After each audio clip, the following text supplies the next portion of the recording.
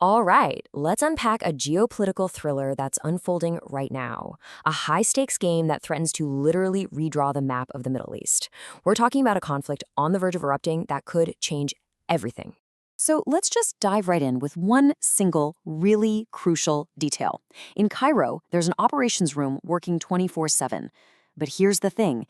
Its focus isn't on Iran, it's not on the wider region, its entire focus is lasered in on just one country, Lebanon. So the question is, why? Well, the answer, based on the analysis we're about to break down, is pretty chilling. To get why, you have to understand that the very rules of the game have apparently changed. The analysis we're looking at suggests that an Israeli invasion of Lebanon isn't just on the table. It's coming with a whole new set of objectives. Seriously, we need to forget everything we thought we knew about past conflicts. This is a totally different playbook. Now check this out, because this is where it gets really interesting. In the old wars, the main target was always Hezbollah, right? The goal was to weaken the organization. But this new plan, it's way, way more ambitious. The target is supposedly no longer just a group, but the entire Lebanese state. And the goal? According to this theory, it's the full-on annexation of southern Lebanon, all the way up to the Litani River. So what lit the fuse? Why now? Well, the answer lies right next door, with the geopolitical earthquake that was the fall of the Assad regime in Syria. That single event sent a tidal wave across the region and completely upended the strategic chessboard. And you can see the domino effect right here. First, Assad's regime collapses. Boom. That immediately severs Hezbollah's main supply artery from Iran, leaving them more isolated than ever. And then, at that exact same moment, a new, powerful player, Hayat Tahrir al-Sham, or HTS, cements its control in Syria and pops up right on Lebanon's border, basically ready to jump into the fight. And let's be super clear here. HTS is not just some local militia. The analysis describes it as an international coalition of battle-hardened fighters from places like Chechnya, Dagestan, Chinese Turkestan, Uzbekistan, you name it. This isn't just a regional conflict anymore. It's a potential global powder keg with all these international actors on the ground. But wait, there's more. Beyond all the military strategy, this is also a war for two absolutely essential resources: water and gas. You know the old saying, you always got to follow the money. And in this case, the resources.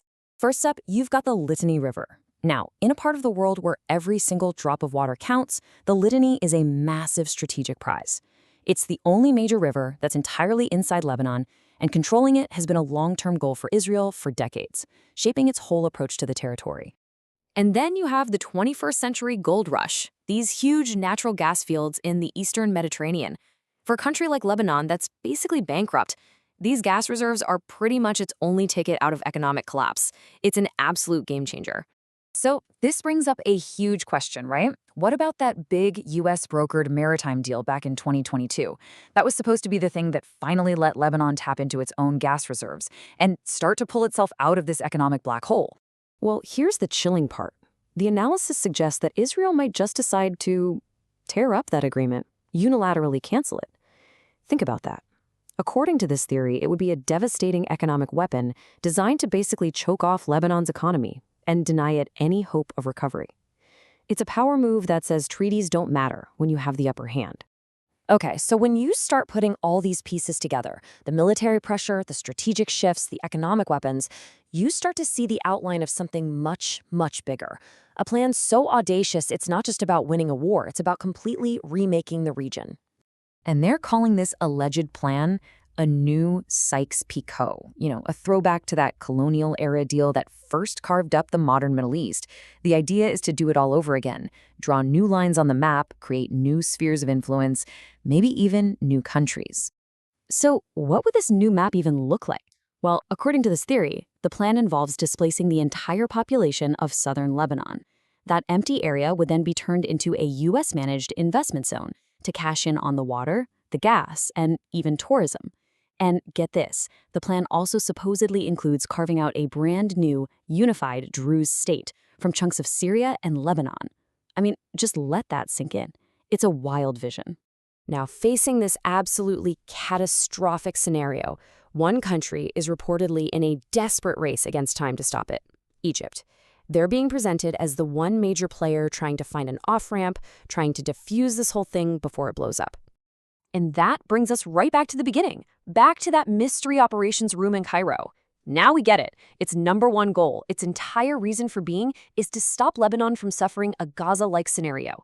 They're looking for any diplomatic solution, any angle at all, to stop this ticking time bomb before it explodes and takes the entire region with it. At the end of the day, a crisis like this is just a brutal reminder of a timeless truth about how the world works. Alliances change, friends become enemies, but the fundamental fight over land, resources, and power, that never, ever stops. So this isn't just a fight over a river or a gas field. It's a battle for the power to define the future, not just for Lebanon, but for the entire Middle East. And the only real question left is, who gets to hold the pen and write that next chapter?